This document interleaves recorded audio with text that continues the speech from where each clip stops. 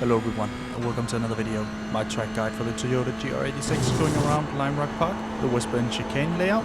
Let's get into it.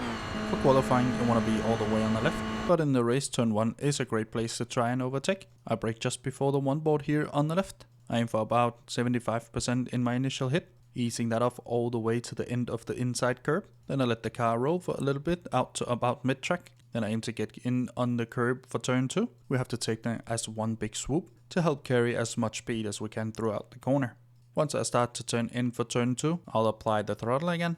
My goal is to get in and get on the curb, as it won't unsettle the car too much. And of course then you want to use all of the available room on the outside. Just get the car over to the right side of the track for turn 3.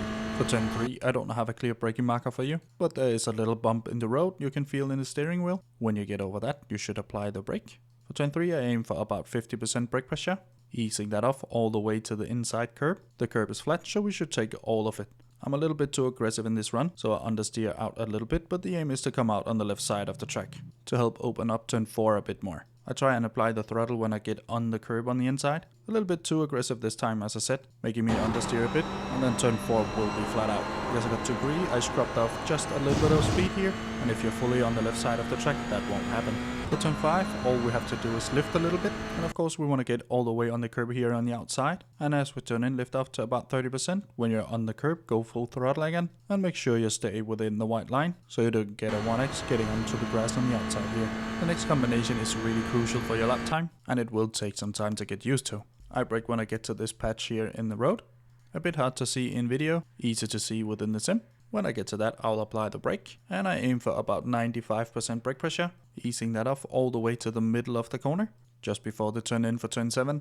There is a dark patch in the middle of the road, you can use that as a reference. Here we want a really good exit, and we want to get on the throttle as early as possible.